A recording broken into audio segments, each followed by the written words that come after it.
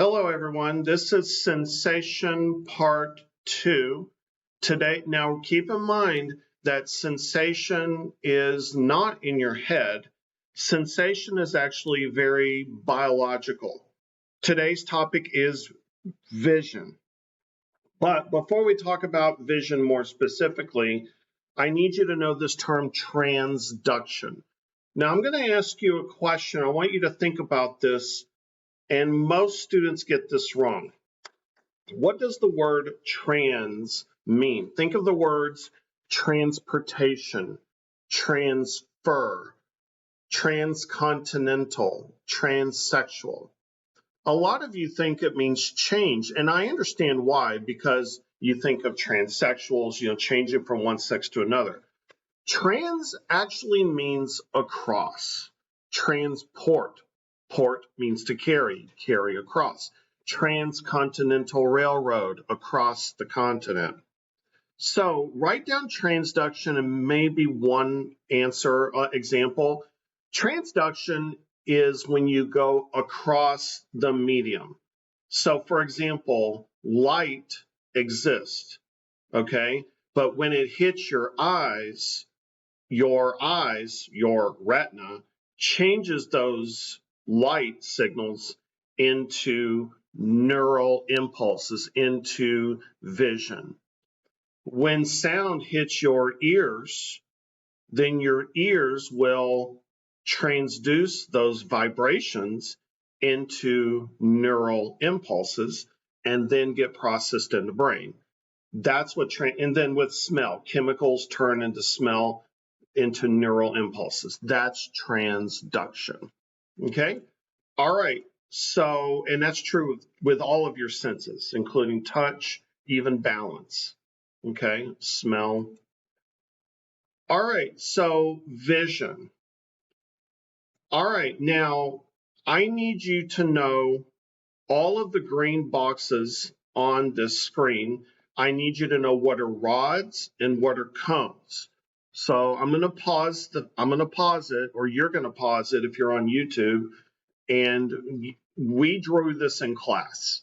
Okay. Remember, drawing it is going to help you to encode it. All right. So I'm going to start talking. This is what we talked about in class. So if you are going to touch your eyeball, just touch it. What are you touching? You're touching the cornea. The cornea is the outer protective layer, okay? Now, when I say you have blue eyes, you have green eyes, you have brown eyes, what am I saying? What part of the eye am I referring to? This part of the eye opens and closes to create bigger pupil. But the answer is the iris. The iris is what gives you brown eyes, blue eyes, green eyes. The pupil is the hole that allows light in. So we'll come back to this in a second, but here's another question. Why do pupils dilate? I can think of 3 reasons. By the way, dilate means they get bigger. Why do they get bigger? Well, I can think of 3 reasons. The main one is to let more light in, especially like if you're in a dark room or it's nighttime, your pupils will dilate. But if I were to shine a flashlight into your eyes, your pupils would constrict. 2 other things: sexual attraction. If you see someone that you're attracted to, your pupils will dilate. Also, drugs. Some drugs cause your eyes to dilate. Okay. Basically, if you look at something that you really enjoy, even if it's a beautiful car or a piece of artwork, I believe your pupils will dilate to take in all that light. Okay. So the pupil is the hole. All right. The lens is what focuses the light onto the back of your eye. Now, I need you to understand a few things. First of all, in the back of your eye, you have what's called the retina. Now, you may remember the term retinal disparity, meaning your left eye is different than your right eye. That's a depth cue, okay? Your retina is where transduction occurs. Your retina has light gathering cells called rods and cones, and you need to have these memorized. So let's talk about rods and cones and they are located in the back of your eye in the retina. So rods are for just light, period, black and white light. So if you're walking around in dim lighting, you're not going to be sensing a lot of color in dim light. You're going to be gathering as much light as you can, so you will be using your rods. If you are an astronomer and you're out in a dark field looking at galaxies and nebula and stuff like that, you will be using your rods to see very faint things. Now your cones, cones, color, cones, color. Your cones sense color. And they are in your retina. Most of them are going to be in your fovea. Now I've got a separate picture for fovea in a second, but if you notice, when you look directly at something colorful, there's going to be a lot of cones right here in your fovea. So when you like something in normal lighting and bright light, you stare directly at it because your fovea has your cones to take in the color. I got a separate slide on that in a second.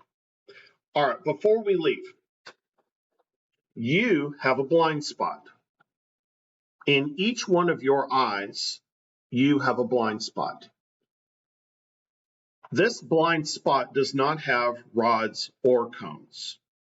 It is simply where the optic nerve leaves your eye and takes all this information and sends it to your brain, to the back of your brain, specifically where you process vision. So it's really hard to demonstrate that you have a blind spot through the computer. But I'm doing the best I can. But there are no rods and cones here. This is where the optic nerve leaves to send messages to your brain. And so this is your blind spot. You have no rods or cones in that blind spot. Now, why don't you know that you have a blind spot? Because you have two eyes, and your other eye does compensate for the blind spot in your other eye. If you walked around with an eye patch, you might see that you have a blind spot sometimes. But since you have two eyes, they kind of make up for each other. And your brain also does its job. Your brain kind of fills in the blanks, just like it does with your nose. Did you know that you can see your nose? You can. Your brain chooses to ignore it. All right. Take some time, write this down, and draw this. Let me make a suggestion on how to draw it. So this is the back of your eye. And in the back of your eye, you've got a lot of cones in the middle, in your fovea. But then in the peripheral vision, you have a lot of rods. You do have a few cones, but mostly rods. So what does that mean? It means that if you're out walking around at night or you are doing astronomy, like I did in the 8th grade, when you want to look at something in very faint lighting, you do not look directly at it. You look to the side of it. Use your peripheral vision. Why? Because that's where your rods are. Most of your rods are in your peripheral vision. But if you're in normal lighting, like you're at like a museum or something, and you want to look at something, you look directly at it. So your cones will take in the color. Okay. All right, moving right along. All right, so let's try a question or two. Which of the following explains transduction? The answer is A. Okay. Converted into neural signals, nerves, neurons. Okay. All right. Which of the following is true about the blind spot in the eye? All right, let's go back and look at the picture. All right, now let's go back to the question.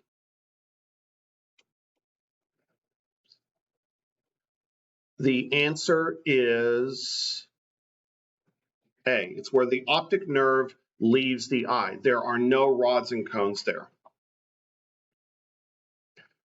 All right. A reason that one typically does not notice a blind spot in the visual field is that what? The answer is E. It's partly that your brain does it, but it's also that your other eye makes up for it as well. B looks good, but it's not affect only one visual hemisphere. That's just not true, especially since you use two eyes. Okay. All right. I don't like that question. Okay, try this one.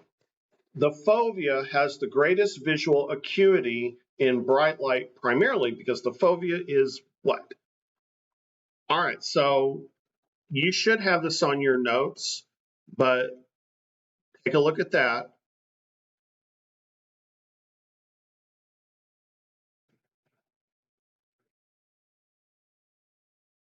Okay, the answer is E. The fovea only has cones. There are no rods in the fovea. That's why if you are in dim lighting, you look to the side of what you're looking at. If you look directly at it, it's not going to seem as bright. When you get into astronomy, you learn that if you're going to look at a galaxy or a planet through your telescope, you look just to the side of it. You don't look directly at it. All right. Carla noticed that in the early evening, she begins to have difficulty seeing the vibrant colors in her artwork. Which of the following best explains her difficulty? The answer is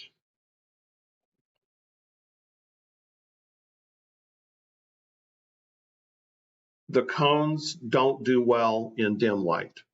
Cones do color and they work best in proper lighting. Okay. Her rods seem to be functioning fine. But since the question was asking about color, cones, color, the answer is B.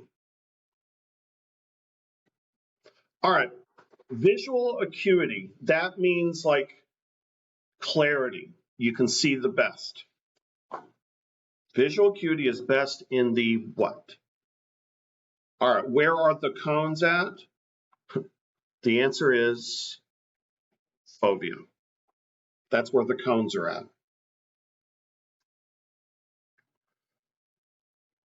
All right, good luck. All right, good luck. I did explain this verbally. The answer is, well, all right, let me read this to you. In the dark, an object is more clearly seen when viewed in peripheral vision than when viewed directly. This phenomenon occurs because the rods located in the retina are what? All right, so by me emphasizing the word rods, that's why I wanted to help you with this question. The answer is A. Rods are more sensitive in the dark than cones and are not found in the fovea. Okay. All right, moving right along. All right.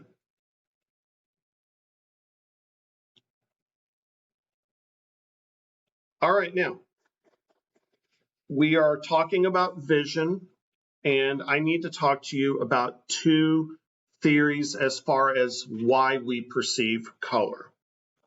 All right, so I know this isn't the best definition, but I need you to write this down especially the fact that it explains after images.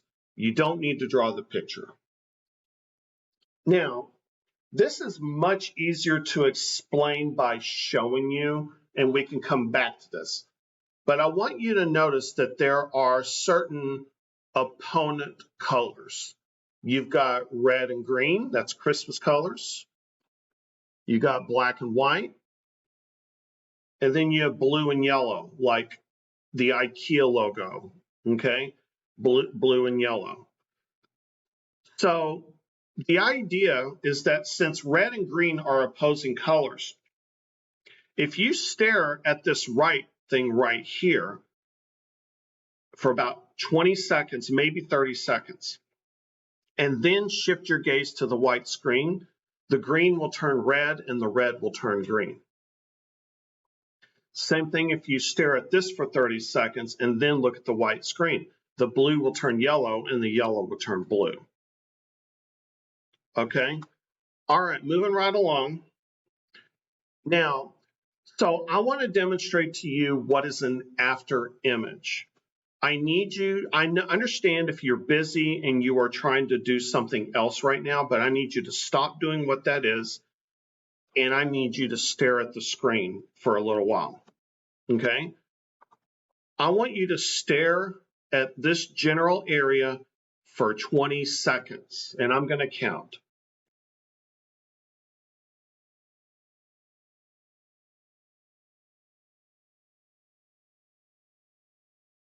12.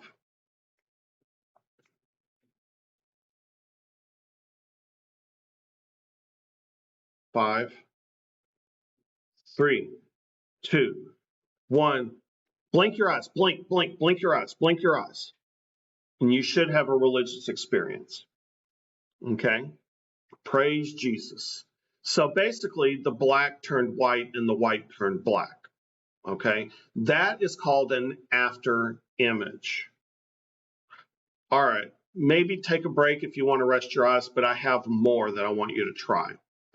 Okay. I want you to stare at Obama's nose for about 20 seconds, and I'm going to count.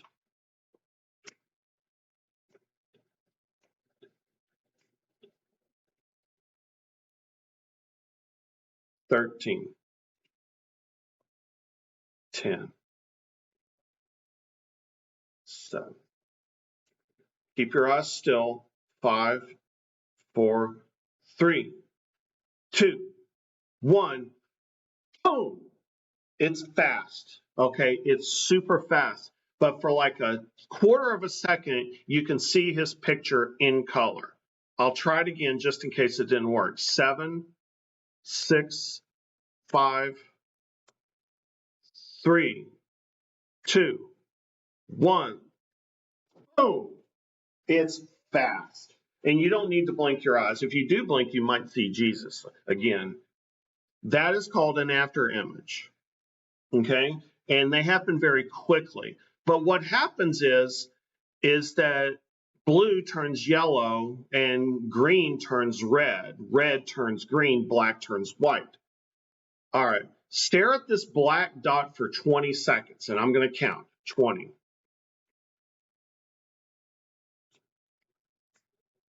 15. 10. 7. 5. 3, 2, 1. Boom! I mean, it's fast. Okay? I mean, it's, you know, and it's gonna be really super fast. Okay, 3, 2, 1, boom. And now I feel much more connected with the LGBTQ community. Okay. All right. So we don't need to do this one, but that green or whatever color that is going to turn red.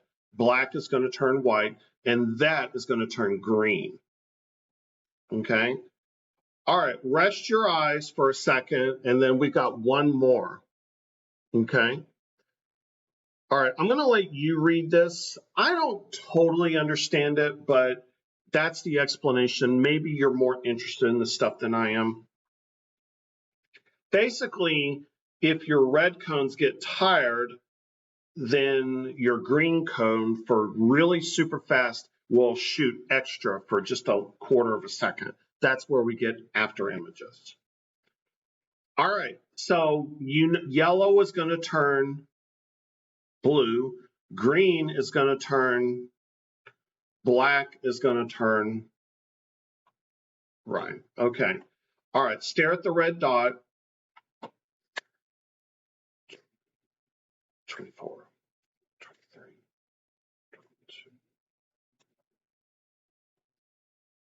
19, 17, 15, 11, 10, 7, 3, 2, 1. Boom! My country 'tis of thee. All right, those are after images, and they are explained by the opponent process theory. Opponent process theory. Okay. All right, write this down. You've got the trichromatic theory of color vision. This theory explains color blindness. That's the most important part. You can write down the rest of it. But the theory goes is that you have three kinds of cones, color, and they can mix to create different colors. That's why we perceive color. If you are missing, let's say, your red cone, then you are colorblind. That's the theory. Okay? So just kind of like a stage person, up in the balcony creating different colors with the lights. Artists know that, stage managers know that stuff. So this is a colorblind test. If you don't see the number, then you are colorblind. It means that your red cones don't work. There are other kinds of color blindness, but the most common is when you can't see red. And that's how dogs are. Dogs do not see red. Now, does that mean they see black and white? No, it means they see sepia. They don't see red. So a red shirt looks like that. An orange truck looks like that because you take the red out of it. Okay. All right. Just for fun, if you stare at the red circle, if the red dot, the green circle will disappear, but you have to keep your eyes very still.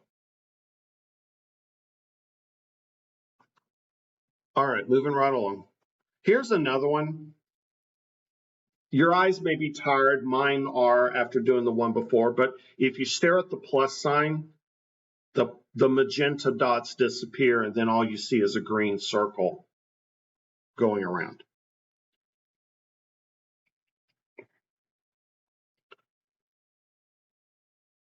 All right, we've got a lot of questions here. Okay, which of the following supports the opponent process theory of color vision?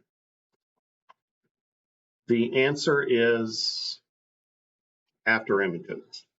Okay, so yeah, anyway. All right, moving right along. If Carmelita stares at a red spot for 1 minute and then shifts her gaze to a white piece of paper, she is likely to experience an after image that is what? Let's hear the sleigh bells jingling, ring ting tingling too. The answer is green. Christmas colors, red and green, black and white, blue and yellow. The most common form of color blindness is related to deficiencies in the what? Remember the number? The answer is the red-green system. That's the most common. All right, same question as before. Negative after images are explained by what? It's a different question, but it's the same one. The answer is opponent process theory. It's just backwards from the other one. All right, I don't want to teach that. I've decided I don't want to teach that. All right, that is it for today. Thank you very much.